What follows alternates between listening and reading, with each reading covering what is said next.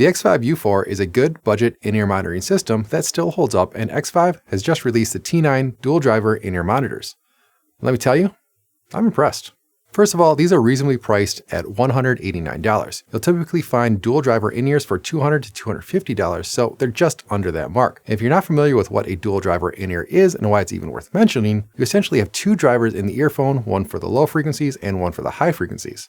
This is similar to what you'd see on a speaker with a woofer and a tweeter. Making each driver responsible for part of the frequency spectrum will, in theory, make them clearer and more responsive. I should mention that Xvive did send me this set of in-ears, but I'm under no obligation to give them a good review, and they won't be seeing this video before it's released. Now, Xvive's big claim is the set comes with two balanced Knowles drivers, which has one of the largest and most powerful mid-bass drivers and custom-tuned imported micro tweeter. I did a search online, and yeah, Knowles drivers are a thing. You can actually see them encased in the clear plastic. I do have to admit, the clear casing does look pretty cool. Other than the earphones, the in-ears come with 3 sizes of memory foam ear tips, 1 set per size, as well as 3 sizes of regular ear tips, 2 sets per size, 1 set of yellow and 1 set of red. From what I can tell, there's no difference between the yellow and red tips. I've tried them both in each ear and can't feel a difference. I've been using the red tip on my right earphone and the yellow on my left to easily distinguish them. When installing the ear tips, there is no depth stop on the earphone, so it's up to the user how far they want to push them.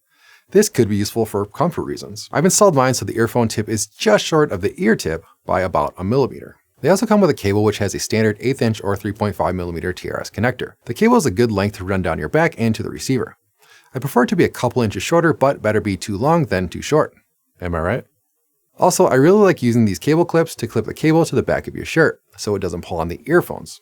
They're only $11 for 2. Link in the description. An 1/8 inch TRS to 1/4 inch TRS adapter is also included along with a carrying case and cleaning tool. The connection to the earphones is just 2 pins.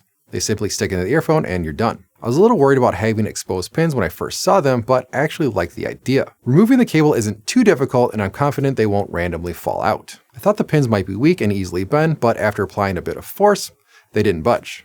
This simple but robust audio connection means it's extremely unlikely to have connection issues. I definitely had issues with those quick connections on in-ears in the past, and if you're like me, you'll never need to remove them anyway. Because of the 2 pins, you'll need to pay attention to the direction they are inserted into the earphone.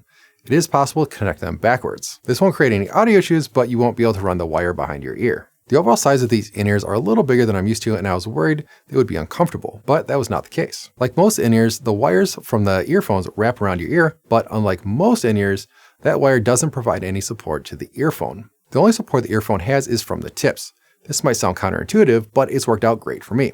I think it's because the tip of the earphone is pretty large, which helps the ear tip apply pressure to the ear canal. With other in-ears, they'll press on the lower back part of my ear and over time, they'll become uncomfortable.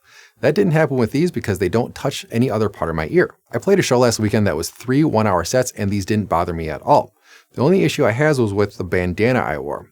The first set, I had it over the top of my ears and it pressed on the wire from the earphone and kept pulling it out of my right ear.